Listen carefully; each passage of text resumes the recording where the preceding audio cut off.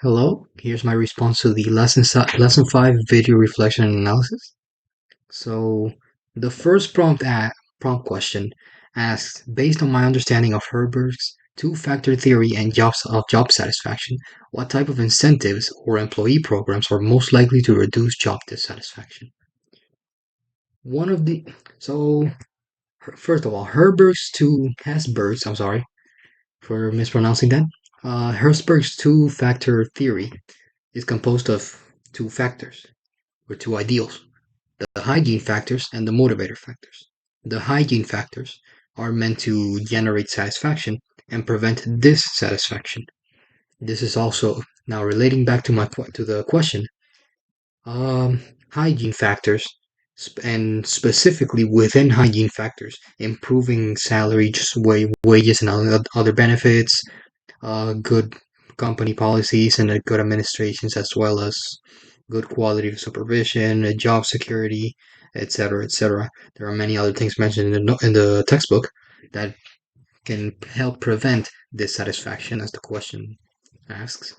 And also, while implementing these, it can also generate satisfaction.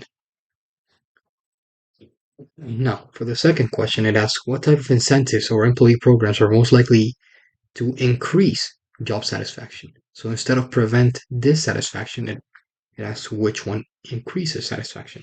That brings me to the other point of Herberg's two-factor theory, motivator factors.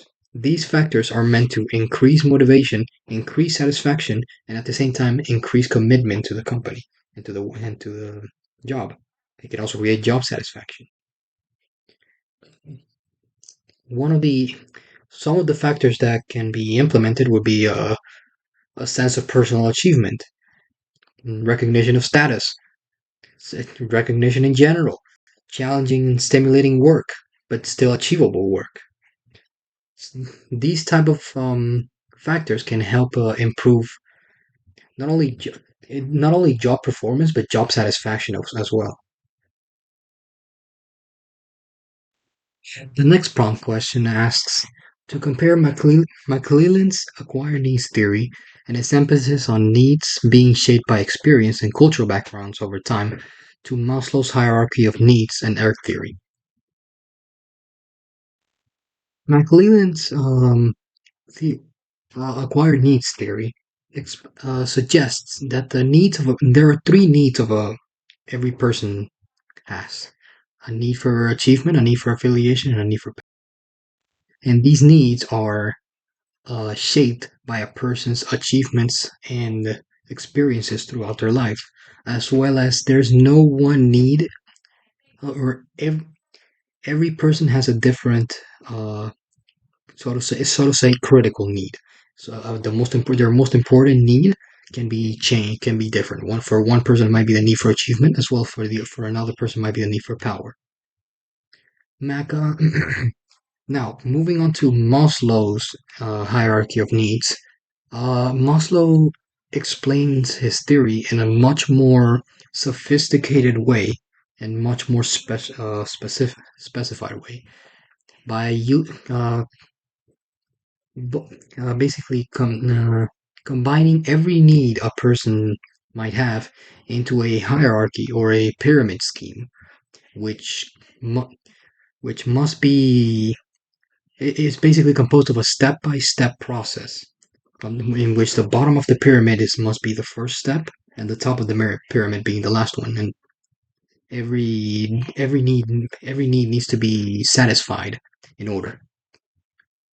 The Earth theory is a more simplified version of this hierarchy, and it's instead of grouping it into five uh, groups like Maslow does, it's instead only grouped into three main. Uh, it, it's mostly arranged into three main groups: the group of the needs of existence, the needs to the relatedness need, and the growth need.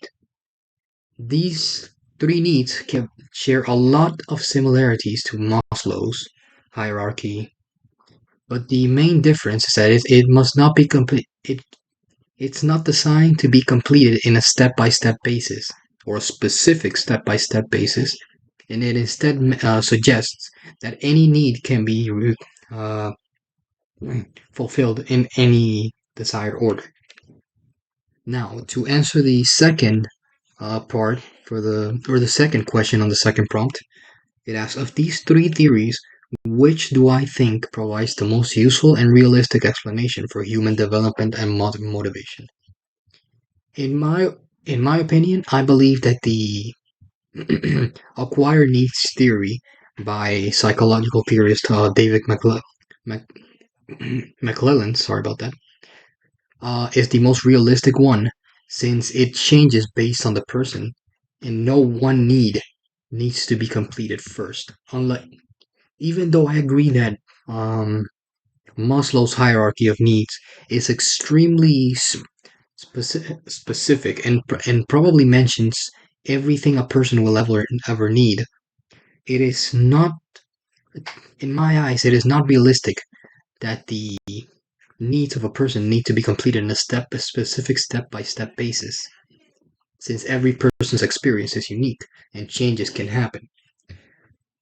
The Earth theory is the second was going to be my it would be my second closest to realist, my second most realistic choice, since it is very similar to Maslow's theory, and it doesn't need to be completed in a specific step-by-step uh, sequence.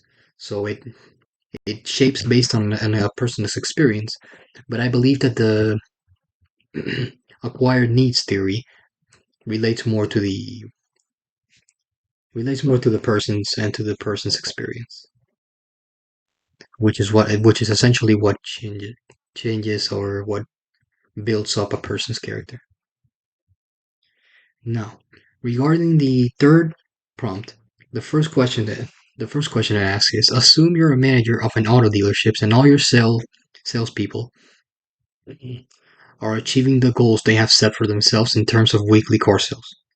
On the surface, would this seem to be a good thing? However, could we, what could be the problem with this? So, I see a few problems with this situation. The first of all is if everyone is reaching their goals, either we have extremely capable uh, sales people, which if that's the case, that's wonderful. But there also needs to be a specific level of difficulty, since that a specific level of difficulty that can be possible to achieve, but still difficult enough to be a challenge, can promote job satisfaction and eventually improve motivation in the workplace while also generating more pro- more profits and better situations. So on the surface, it is a good thing that everybody's reaching their goals in terms of weekly sales. But there could be problems since if it continuously happens, then people will eventually lose job satisfaction and they will lose their motivation to work, and this could generate job dissatisfaction, which could spread over to everyone else. And this this is obviously not a situation that we want to happen, which is why if all of the employees are completing their weekly sales, we should increase the amount of weekly sales that the people need to achieve in order to achieve their goals so that they can have a specific level of competitiveness and set up basically set up a challenge for them so that they can maintain their love for their job. But if they continue to set to, of course, we also can't make it too difficult because too difficult. Making a challenge too difficult could essentially create an overload of work stress. That could definitely reduce job satisfaction and just overall uh, decrease performance and job motivation, which could happen to most employees if the weekly goal is too high. That would be my take on the third prompt. And for the fourth prompt, it asks, to what extent are perceptions on proceed sorry about that, procedural justice versus distributive justice a matter of perception? Before answering this question, let me address some prompts. First of all, what is procedural justice? Procedural justice, according to the text, is the degree to which people receive implementation of company policies and procedures to be fair.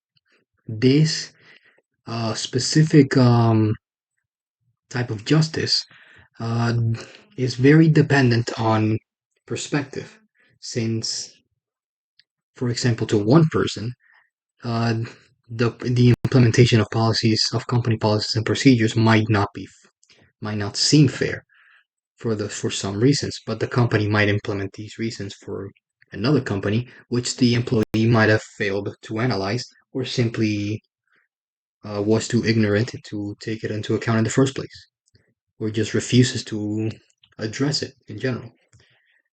Now, for the other type of justice,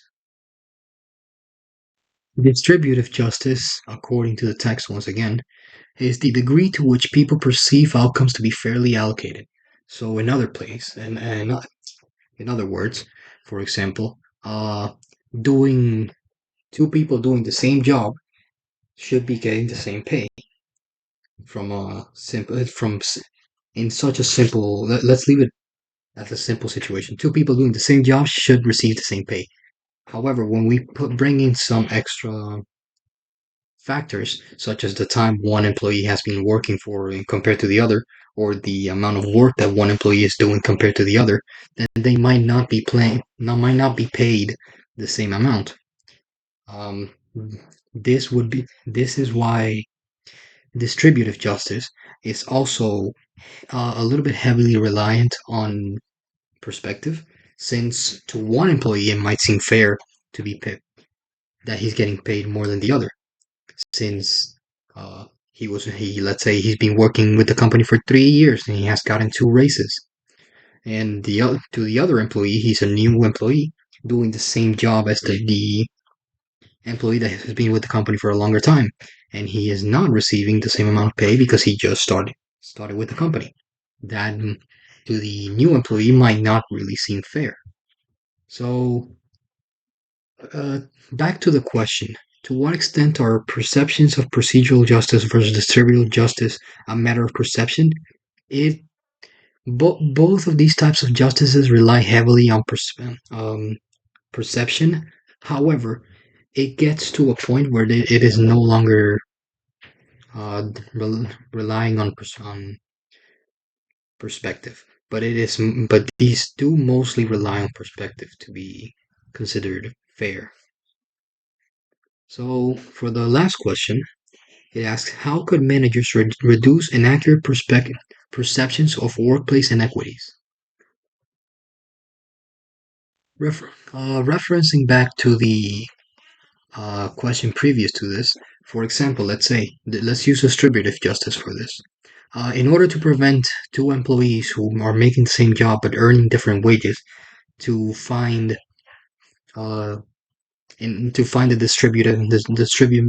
distributing of resources, or the allocating of resources, to be unfair, the manager should explain the reasoning behind behind the allocation of the resources. So explain the reasoning behind the payment of the behind sorry about that, behind the payment of the wage of one employee compared to the other one, and vice versa. This could generally give not only give both perspectives of the argument, but also prevent it could also clear up any doubts that the one of the employees might have about the allocating of resources. So that could be something that the manager could do to prevent uh, inaccurate perceptions of workplace inequities. Basically, make every perception clear to their employees before and after. both before and after making an important decision or allocating resources or something else similar to that. So, or implementing company policies, etc., etc. Make every decision clear to the employee prior and after making it, so that way they can have both perspectives and understand each perspective before making one decision, or to understand the decision made by the manager. That is everything for the lesson 5 video reflection analysis. Thank you very much.